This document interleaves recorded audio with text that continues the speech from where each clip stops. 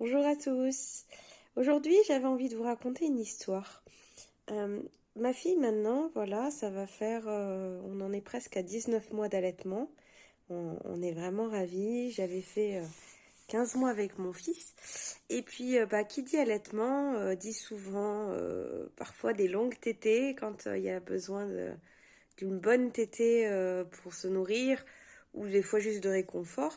Et puis souvent, on est allongé, on est bloqué sur le lit ou autre avec bébé qui s'endort au sein, enfin qui tète au sein et qui est tranquille. Et puis du coup, le temps peut nous paraître très long, donc un peu comme tout le monde, je m'amuse à aller sur Internet, regarder des posts ou autres. Et puis bien sûr, comme Facebook sait que j'adore la parentalité, il me propose souvent des posts sur la parentalité. Et puis j'ai des avis, je vois les avis des gens par rapport à l'allaitement, par rapport au sommeil, par rapport à leur tracas, leur inquiétude, et les conseils des autres. Et donc ça m'a donné envie aujourd'hui de vous partager une histoire. Voilà. Alors vous aurez pas des blagues souvent de moi parce que j'adore en écouter mais je sais pas les refaire. Mais souvent les histoires par contre je peux en raconter. Et donc vous devez peut-être la connaître, c'est l'histoire d'un couple avec un âne qui habite en haut de la colline, de la montagne, et qui décide de descendre la montagne pour aller au centre-ville, pour aller livrer quelque chose, je sais plus exactement, du pain, de la farine ou voilà. Et donc ils promènent avec l'âne, l'homme tient l'âne, la femme à côté, et ils promènent, et puis là, les villageois les regardent en disant, mais franchement, qu'est-ce qu'ils sont bêtes.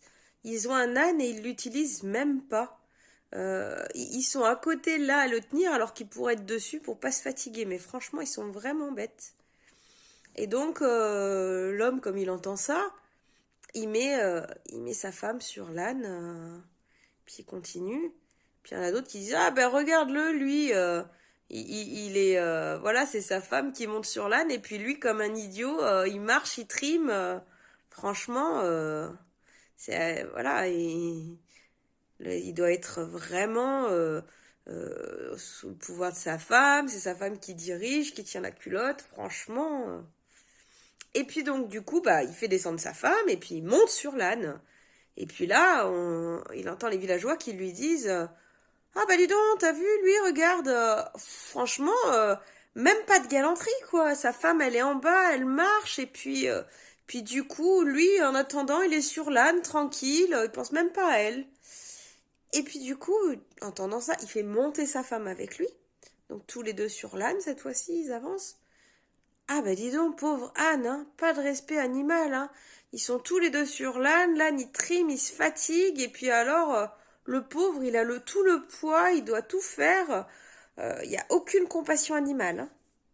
Et donc l'anecdote de cette histoire, juste pour dire que quoi que vous fassiez, que vous allaitiez, que vous donniez le biberon, que vous fassiez du gododo, que votre enfant soit très tôt dans une autre chambre, que vous puissiez vous reposer, que vous ne vous reposiez, voilà, que vous ne vous consacrez qu'à vos enfants sans prendre du temps pour vous, que vous travaillez, que vous ne travaillez pas, peu importe, il y aura toujours quelqu'un pour dire quelque chose.